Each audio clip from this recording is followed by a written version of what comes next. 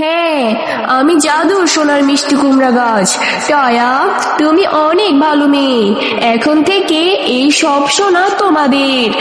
এই গাছের মিষ্টি কুমড়া কখনোই শেষ হবে না। এই সোনার মিষ্টি কুমড়া বিক্রি করে তোমরা তোমাদের সংসারের অভাব দূর করতে পারবে।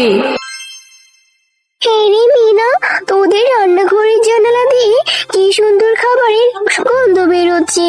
তোর মা কি মিষ্টি কুমড়া রান্না করছে নাকি রে? হ্যাঁ রে টয়া, আমাদের বাগানের মিষ্টি কুমড়া, জানিস খেতেও না অনেক মজা। ও, কাকিমা আজকে মিষ্টি কুমড়া রান্না করছে। জানিস আমার মা না শুধু আজকে আলু সিদ্ধ আর ভাত রান্না করেছে। রোজ রোজ আলু সিদ্ধ আর ভাত খেতে আমার একদম ভালো লাগে না। টয়া, তাহলে তুইও আমার সঙ্গে চল। আমি মাকে বলবো আমাদের দুজনকে মিষ্টি কুমড়া দিয়ে ভাত দিতে। মা, ও মা, তোমার রান্না কি হয়েছে?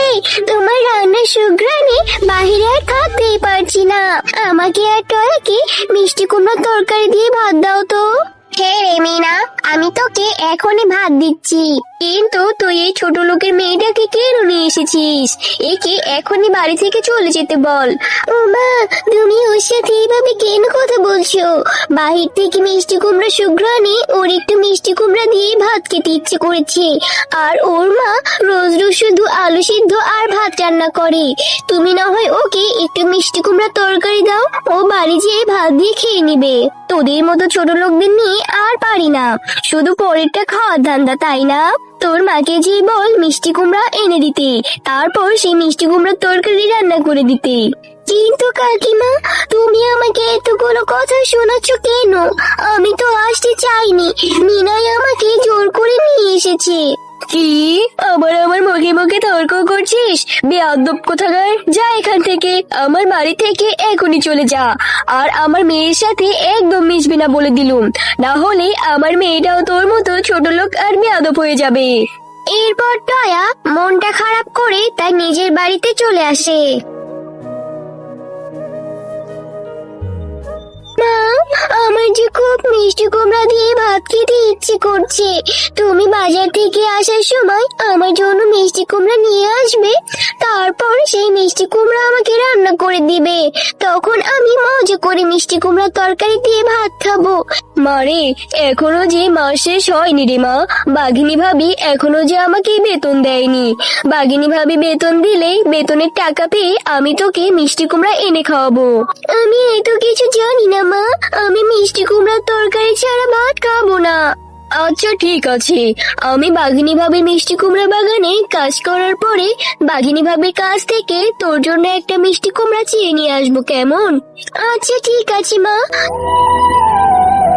বাড়ির সব কাজ শেষ আর বাগানের পরিচর্যাও শেষ হয়ে গিয়েছে। এরপর ঝুড়িটা দিয়ে আমি বাঘিনী ভাবির কাছ থেকে একটা মিষ্টি কুমড়া চেয়ে নিয়ে বাড়িতে চলে যাব। কি রে শেফালি, তোর কাজ শেষ হয়ে গিয়েছে? দে তো আমাকে ওই মিষ্টি কুমড়ার ভালো ঝুড়িটা দে। আমার মেয়েটাকে মিষ্টি কুমড়ার তরকারি রান্না করে দিব। আমার মেয়েটা যে মিষ্টি কুমড়া খেতে খুব পছন্দ করে। হ্যাঁ বাঘিনী ভাবি, আমার সব কাজ শেষ হয়ে গিয়েছে আর এখনই আমি আপনাকে ঝুড়িটা দিচ্ছি। বাঘিনী ভাবি, আপনি আমাকে একটা মিষ্টি কুমড়া দিবেন?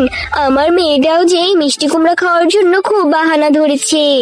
যদি আমাকে একটা মিষ্টি কুমড়া দেন তাহলে আমি আমার মেয়েটাকে বাড়ি গিয়ে রান্না করে দিতে পারবো। না রে শেফালি, আমি তোকে কোনো মিষ্টি কুমড়া দিতে পারবো না।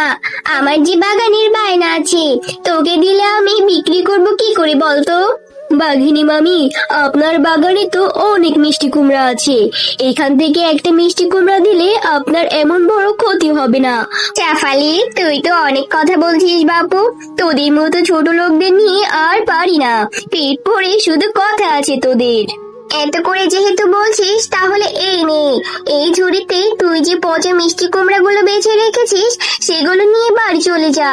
এর থেকে ভালো অংশ বের হলে তুই তোর মেয়েকে রান্না করে খেতে দিস। কিন্তু বাঘিনী মামি, আমি এই মিষ্টি কুমড়া গুলো বেছে রেখেছি ফেলে দেওয়ার জন্য। এগুলো আমি বাড়ি নিয়ে কি করব বলেন তো? তোর ইচ্ছে হলে নিবি আর না হলে ফেলে দিবি। আমি এত কিছু জানতে চাই না, এখন যাও তো এখান থেকে। এরপর শেফালি সেই পচা মিষ্টি কুমড়া গুলো নিয়ে তার বাড়িতে চলে যায়। না রে টয়া, এখানে কোনো ভালো মিষ্টি কুমড়াই নেই। এখান থেকে কোনো কিছু খাওয়া যাবে না রে মা।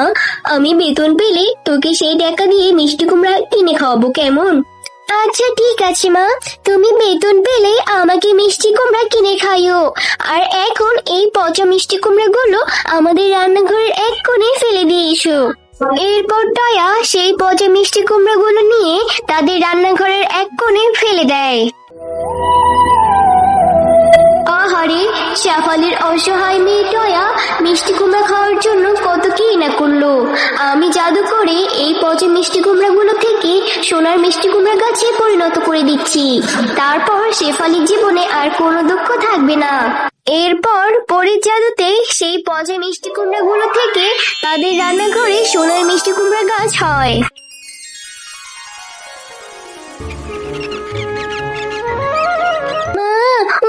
দেখেছো, আমাদের ফেলে দেওয়া সেই পচা মিষ্টি কুমড়া গুলো থেকে রান্নাঘরে কতগুলো সোনার মিষ্টি কুমড়া গাছ হয়েছে। হ্যাঁ, আমি জাদুর সোনার মিষ্টি কুমড়া গাছ। টয়া, তুমি অনেক ভালো মেয়ে। এখন থেকে এই সব সোনা তোমাদের। এই গাছের মিষ্টি কুমড়া কখনোই শেষ হবে না। এই সোনার মিষ্টি কুমড়া বিক্রি করে তোমরা তোমাদের সংসারের অভাব দূর করতে পারবে।